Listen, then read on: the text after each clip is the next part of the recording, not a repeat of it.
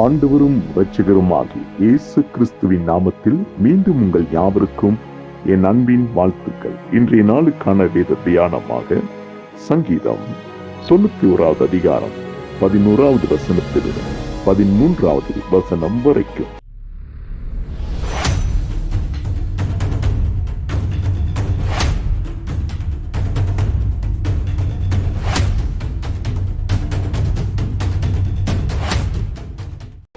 உன் வழிகளெல்லாம் உன்னை காக்கும்படி உனக்காக தம்முடைய தூதர்களுக்கு கட்டளையிடுவார். உன் பாதம் கல்லில் இடராதபடிக்கு அவர்கள் உன்னை தங்கள் கைகளில் ஏந்தி கொண்டு போவார்கள்.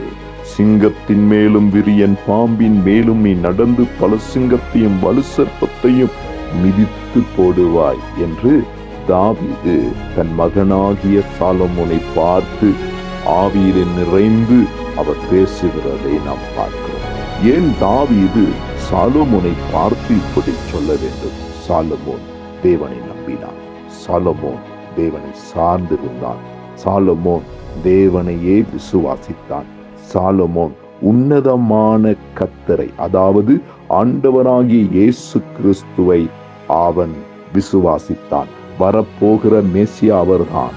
ஆக தேவனாகிய கர்த்தர், ஆக உன்னதமான ஆண்டவர் அவர்தான் என்பதை முன்கூட்டி தாவீதுக்கும் சாலமோனுக்கும் ஒரு வெளிப்பாட்டை கர்த்தர் கொடுத்திருந்தார்.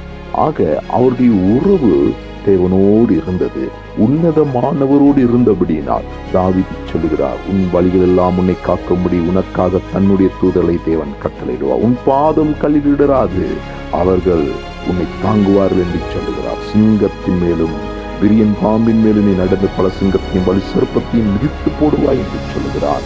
அல்லேலூயா. எனக்கு அருமையான தேவ பிள்ளைகளை, இன்றைக்கு நம்முடைய வாழ்க்கையிலும் தேவனை நாம் சார்ந்திருக்கும் பொழுது இந்த உலகத்திலே எப்பேற்பட்ட போராட்டங்கள், சவால்கள், பிரச்சனைகள், பயங்கரங்கள் வந்தாலும் அவை எல்லாவற்றையும் மேற்கொண்டு முன் செல்வதற்கு இன்றைக்கு நமக்கு முடியும். காரணம், உன்னதமான கர்த்தர் நம்மோடு கூட இருக்கிறார்.